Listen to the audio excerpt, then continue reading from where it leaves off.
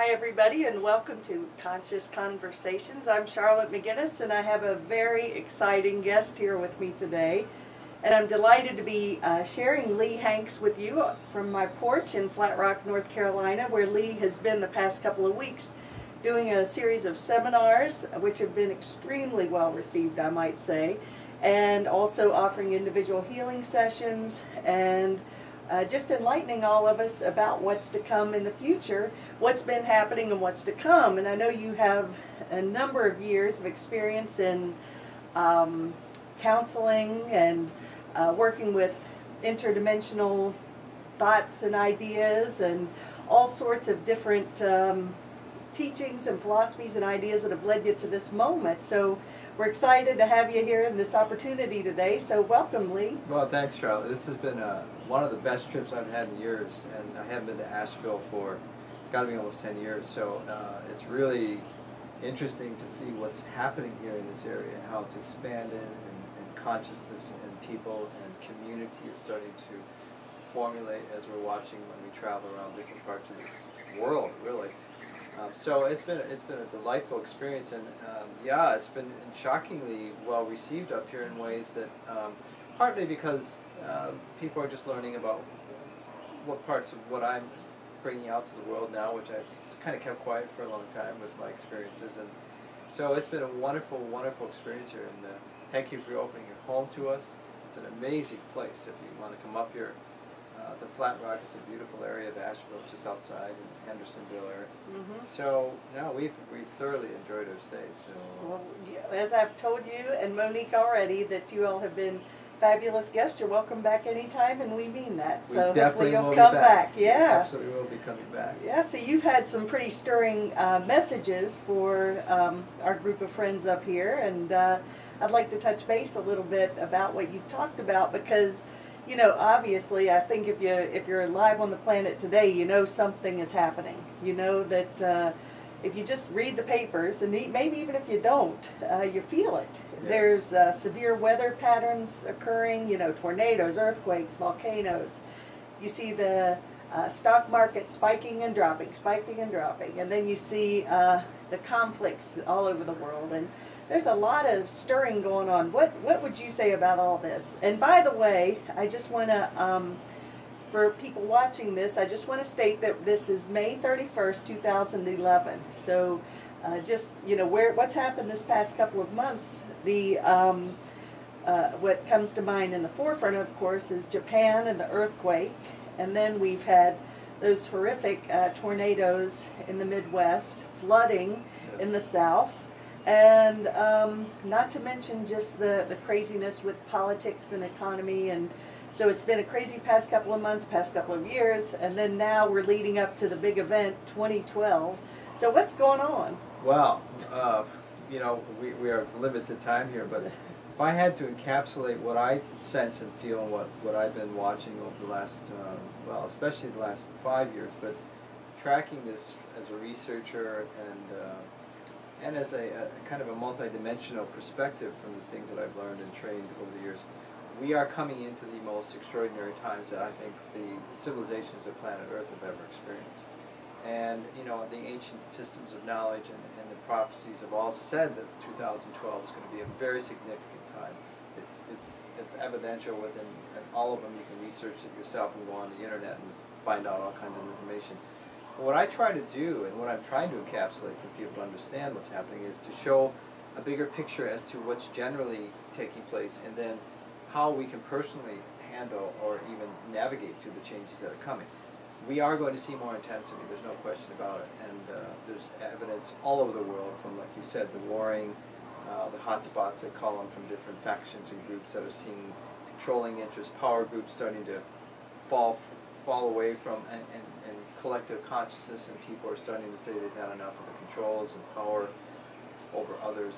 We're seeing the earth changes, which we know is going to increase according to everything NASA and the weather patterns and the ancients are saying. So everyone seems to be in agreement with this. We're seeing electromagnetic storms taking place from the sun, and we're seeing our geomagnetics of the planet starting to decrease more than ever before, which is indicating some kind of a pole shift or a magnetics of our North and South Pole going to be spiking and changing, which is already happening dramatically.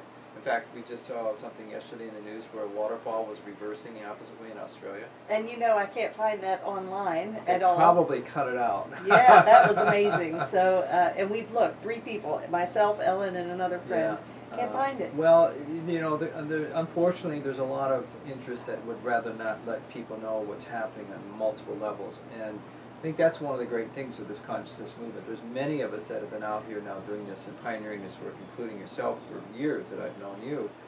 And we're all really sort of sensing and feeling that we're coming to some kind of a nexus point. And even if you don't want to agree that it's 2012, the cycles and everything that's leading up to it is telling us that we're going through very dramatic astrophysic changes, including with that, you know, our planet within the solar system, the sun, the Milky Way.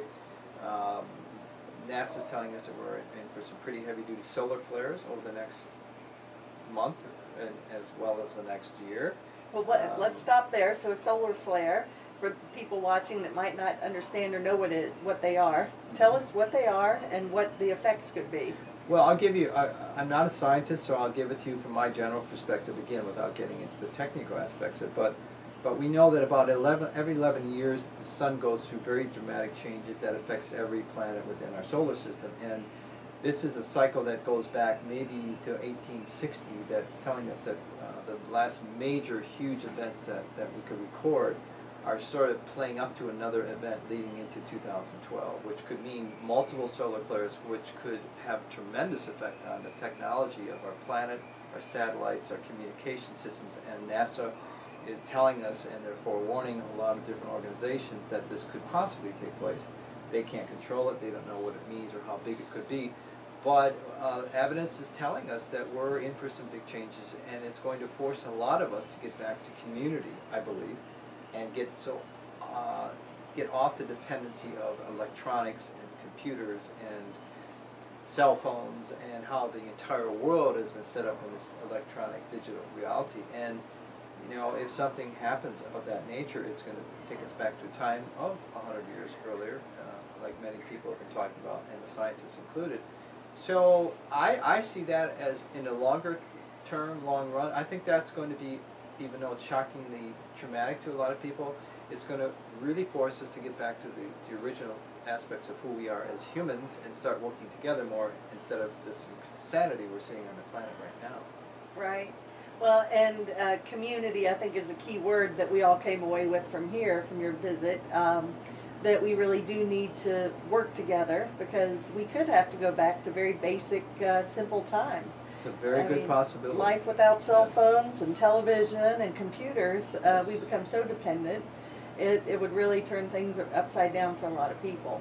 Well, and I think scientifically they've proven now that it's affecting our brains, it's affecting our physiology, it's not healthy.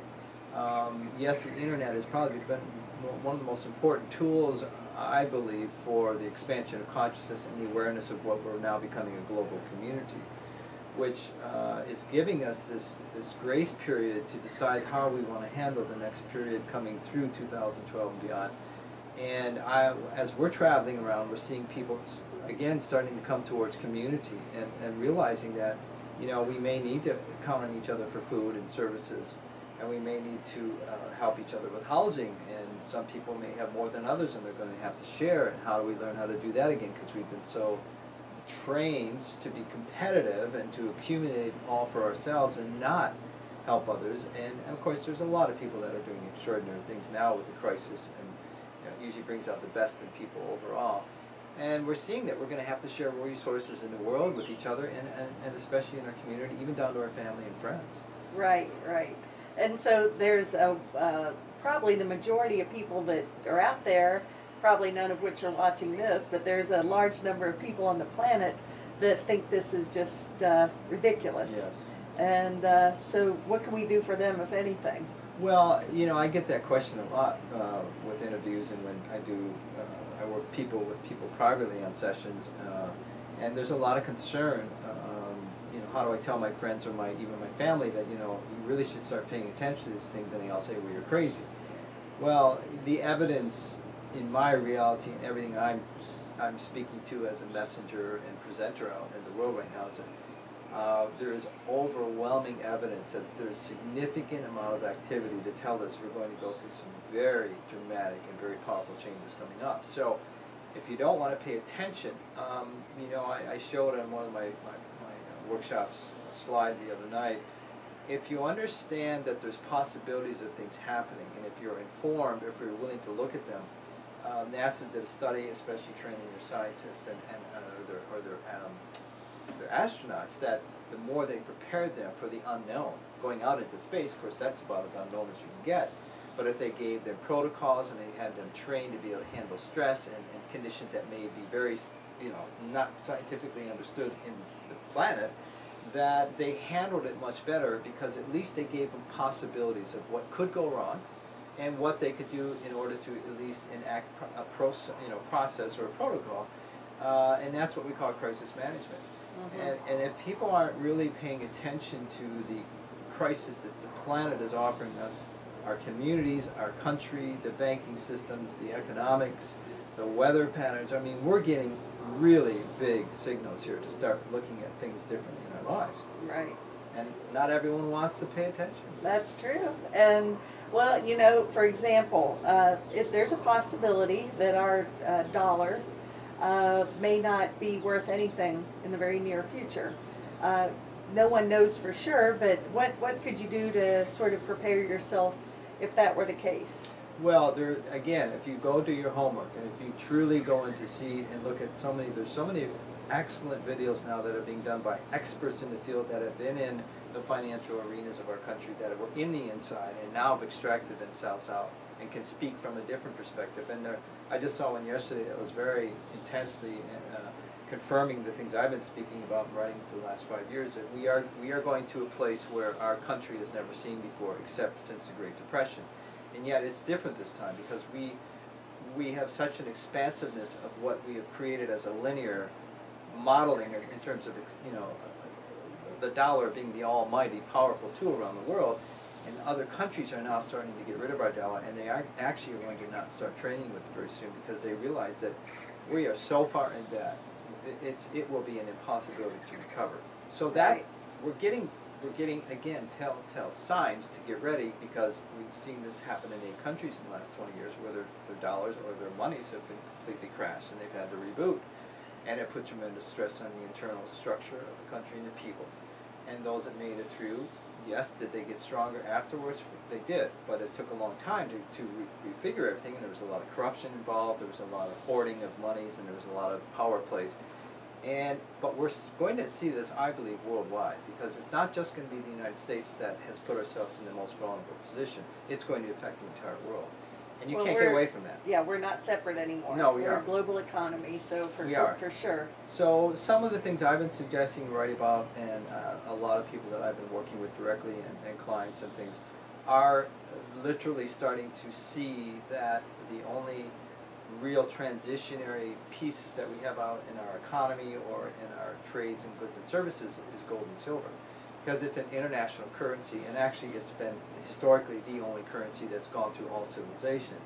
So that will carry over to wherever we're headed, because it's something that's valued, it's something that's been of value for so long, and there's even some actual cosmic implications with gold, because it's not just a metal that's important on this planet, which we don't have a whole lot of time to get into tonight, but I'll just throw that out there for the listeners. And so it's a resource that's always been traded, and it's always been considered to be always of value to the highest levels of all kings and queens and families and countries. So gold is still the safest way to help transition your money.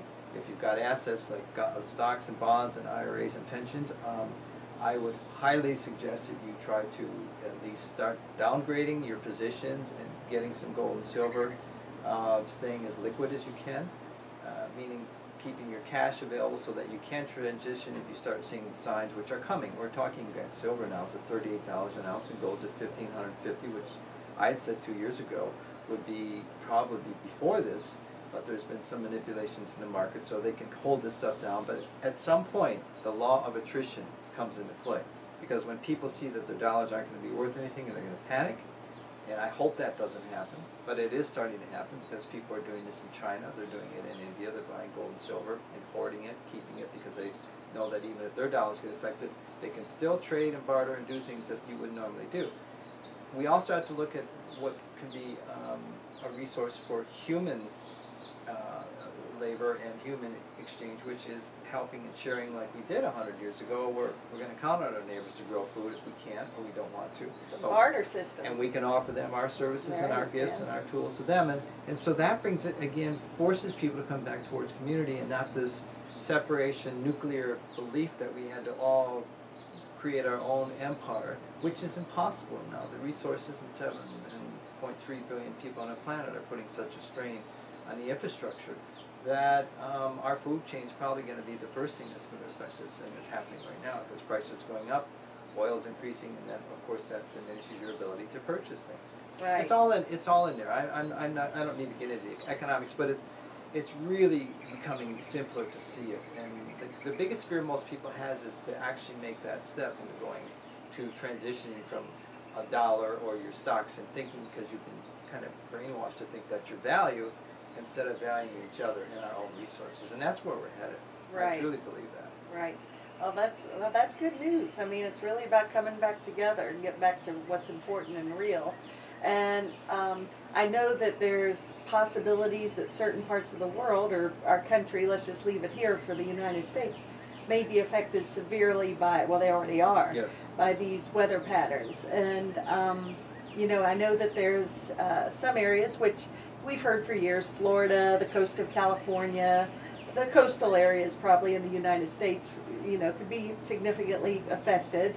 But also, the good news is there are safe areas in this country, and there are places where people can go to be free of whatever turbulent patterns may be coming.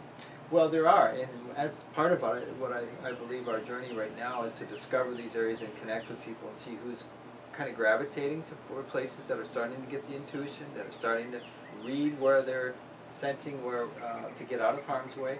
One of the other things in this NASA study is that if you know an event is coming, and if you can prepare yourself in a way to get out of harm's way, then of course your ability to eliminate stress and be able to continue moving forward in your reality is probably a good thing to be doing. If you live on the coastlines, and they warned us over and over, that is going to be an issue, and there's earthquakes along the southern and all of California, in fact the whole western coast, and 80% of the population of the world lives on coastal areas. I'd say the vulnerability factor and the crisis factor is going to be enormous if we have more earthquakes, tsunamis, and look how fast it can wipe out an entire village in 15 minutes. Right. So getting in places like Four Corners area, which has been designated from the ancients, as well as many of our indigenous people and modern mystics, is probably a safe bet. This area here, I also sense and feel, especially after spending 2 weeks here, and feeling the shift in energy and seeing the potential of what will be here for food and water and shelter and away from the oceans, and not too vulnerable to earthquakes and that kind of thing. And it's up high enough elevation. I mean, you know, these are things you can't panic about and not falling into fear, but you can be smart about and do your research, do your homework, and start sensing and feeling. And the other thing that I've been coaching people forever is be willing to let go of your material reality and detach yourself from anything that's going to hold you back from your destiny, which could be survival, but more importantly, preparing yourself for a new reality that is coming that is going to be so extraordinary and so exciting. And I've had glimpses of it in meditations and workshops and doing certain kinds of techniques to take a look and be able to move towards a future like many of the ancients could do, and the skilled masters. And what they said to us in these ancient prophecies as well is that yes, we're coming to the end of a very dark age. We know that, and we're coming to the end of things that have been in control and working in the lower realms or chakras. And of course the Mayans have mentioned the fact that all that is to be hidden from us, deception and otherwise, is going to be revealed over these next 2 years especially. Right. Which we're seeing with the government, economy, even the church. Well, and that brings me to something else. Also, disclosure of multi-dimensional beings, possibly. Yes.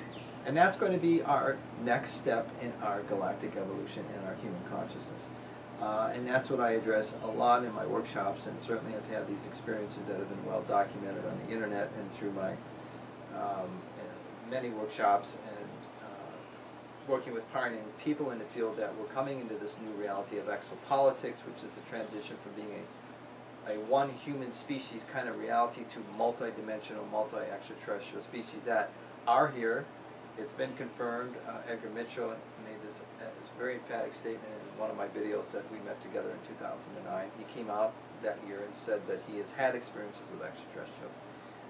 This is a scientific, brilliant being who has also been to the moon and back, and he's a esteemed astronaut.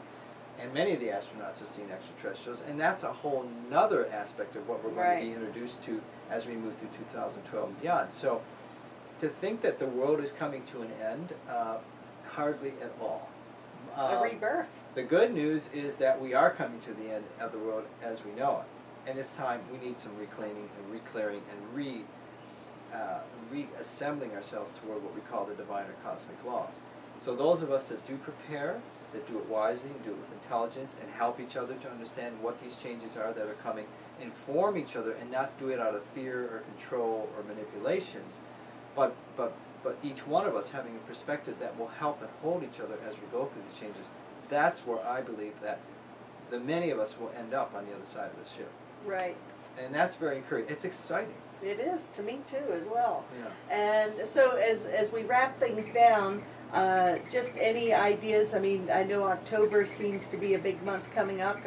October 2011. Yeah, we're dealing with a comet that could be really creating some rocking and rolling on a planet, so to speak. It came close to our planet back in the New Zealand earthquake last October, and then also again when it hit close to in Japan in March. So there's some astrogeophysics events, and this could affect a lot of the movement of the planet and all the things that we talked about earlier. We're looking at an economic crisis that is on the verge of breaking forward, on a second wave of what we talked about earlier in the economy of this country and others. This is a time to liquidate as many of your assets as you possibly can. If you have a home and it's paid for, that's great. I'd sense you'll be in good shape, depending if you're in safe areas and not along the coastal areas, or in flooding zone areas like the Midwest. I think the other events that we have to look at is that there's so many unknown factors as to how this planet is reconfiguring itself from a huge perspective. This is a very complex subject. Right. It's very complex. You can't just pick up one or two things. But we're seeing the overlays of all these complexities that's starting to create tremendous changes, including disasters, and the fact that our government is going to have a hard time paying for these disasters as we get more of them coming up. Right. And if we do have an event in San Francisco or Los Angeles, it will change the global economy, because that's the 6th largest economy in the world, California.